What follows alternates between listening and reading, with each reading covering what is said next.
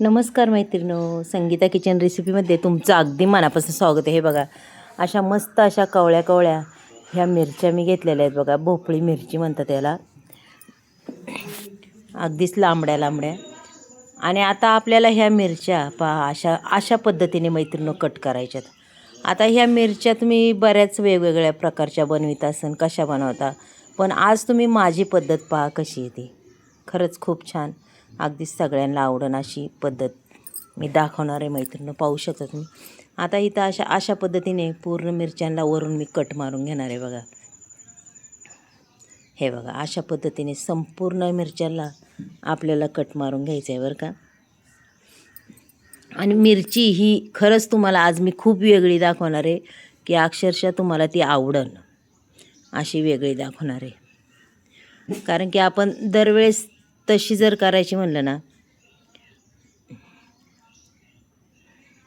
की खाऊशी नाही वाटत, अशी जर केली तर खरंच आवडीने खूप खासान.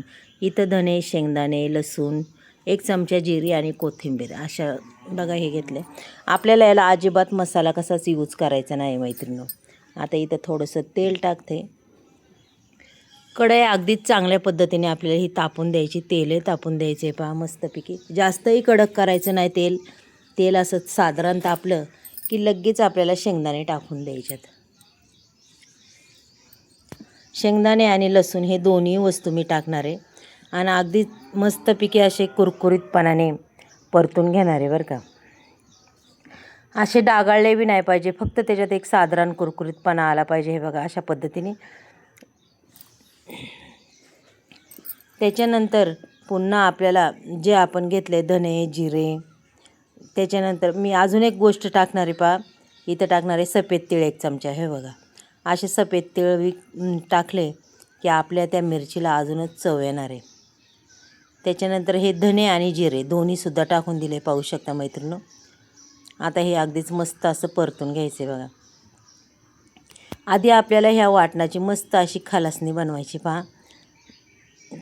आणि त्याच्यानंतर टाकायची कोथिंबीर. आता कोथिंबीर सुद्धा परतून घेतली, कारण की आपल्या कढईमधलं तेल अगदी पुसून असं निघतं. आपण ज्यावेळेस वाटण वाटणार आहे आपल्याला अजिबात पाणी यूज करायचं नाही आहे वाटणाला मैत्रिणी. आता इथं गॅसवर कढई ठेवली. कढईमध्ये थोडंसं तेल टाकलं आहे बघा. इथं टाकणार आहे मी कांदा. एक बारीक कांदा होता, तो मी चिरून घेतलेला आहे, बारीक कट करून घेतला आहे मैत्रिणी. आणि तो सुद्धा आपल्याला असा परतून घ्यायचा आहे बरं का. कांदा अगदी चांगल्या पद्धतीने सॉफ्ट असा परतून घेणार आहे मैत्रिणी, पाहू शकता तुम्ही.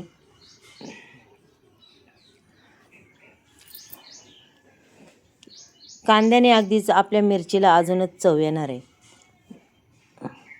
त्याच्यानंतर मी टाकणार आहे याच्यात थोडीशी अगदीच नकळत हळद. हे बघा, थोडीशी हळद टाकलेली आहे, फक्त रंग येण्यापुरतं. आणि अगदीच नकळत थोडासा गरम मसाला टाकणार आहे, जास्त काही टाकणार नाही मैत्रिणी, पाहू शकता तुम्ही. हे बघा, आता हे पूर्ण हलवून घेते आणि जे वाटण आपण वाटलं होतं हो का, अशी खलासणी केली ती आता आपण टाकून घेऊया हो का. मस्त, त्यालाही एकही थेंब पाण्याचा यूज केलेला नाही आहे, अगदी तसंच वाटण वाटलेलं आहे. जास्त बारीक नाही, जास्त मोठं बी नाही बघा, साधारण चरबट. अगदी छान असा खमंग वास सुटलेला आहे. मसाला एवढा मस्त अप्रतिम झालेला आहे तो, आणि त्याचा वासही खूप सुंदर सुटला आहे पहा. त्याच्यात तो लसूण, धने वगैरे, अजूनच खमंग अशी चटणी ही तयार झालेली आहे आपली कांदा टाकून.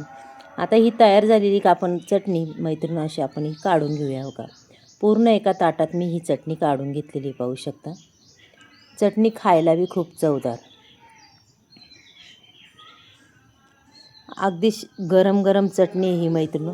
चला आता मी तुम्हाला ही चटणी जी आपण परतून घेतलेली आहे, आता ह्या का ह्या मिरचीमध्ये, मिरच्या अगदी स्वच्छ धुतलेल्या आहेत मैत्रिणी, पण ते वाटण एवढं गरम आहे ना, खूपच गरम आहे.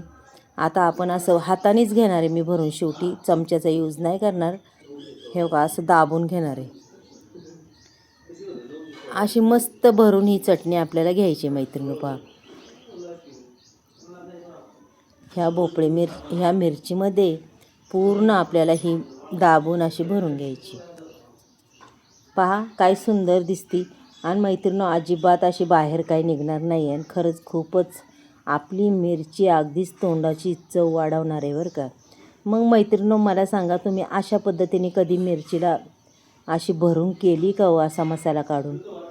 पहा मैत्रिणींनो, अशी एकदा पुन्हा करून खरंच खूप छान लागते. अजिबात मसाला शिल्लक नाही राहिला, अगदी सगळ्या याच्यात आपला मसाला बसून गेलेला आहे.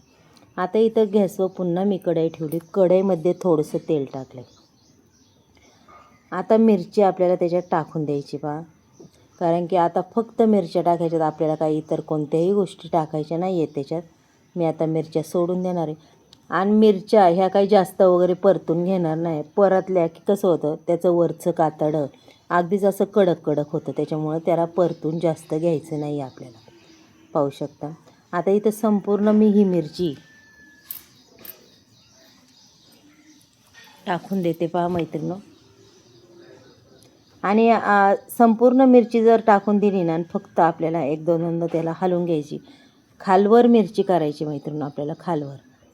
खरंच मैत्रिणींनो, अशा पद्धतीने तुम्ही एकदा तरी मिरची करून पहा आणि खरंच खूप खायला चवदार लागते. आणि असं वाटन की आपण दरवेळेस अशीच करावा. कसं आहे, ह्या भोपळी मिरचीत कधीच मिरच्या टाकायच्या नाही, कारण की तिखट ही चांगली लागत नाही. हे बघा अशी करापली नाही पाहिजे. मग आपल्याला फक्त साधारण आता हलवायची आणि आपल्याला आपल्या मिरचीला किती पाणी लागतं आहे त्याच्या अंदाजे आपण पाणी टाकणार आहे बरं का. पहा, एवढं हलवूनसुद्धा आपला मसाला ह्या मिरचीचं ते अजिबात बाहेर निघणार नाही. आणि तुम्हाला सांगते, हे बघा आता इथं मी पाणी ओतले पहा. इथं मी अर्धा ग्लास पाणी ओतणार आहे मैत्रिणी.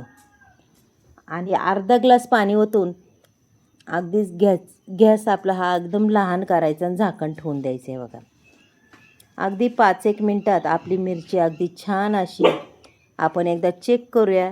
अगदीच मऊसूत शिजून निघन, पण शक्यतो आधी चेक करूया, कारण की एकदा दोनदा आपल्याला चेक करायला. हे बघा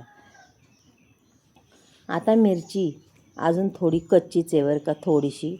आपण तरीही मी एकदा खालवर मैत्रिणी करते, कारण की आपण कोणतीही भाजी टाकली शिजायला की आपल्याला चेक करायच लागते, एकदा खालवर बघायच लागते.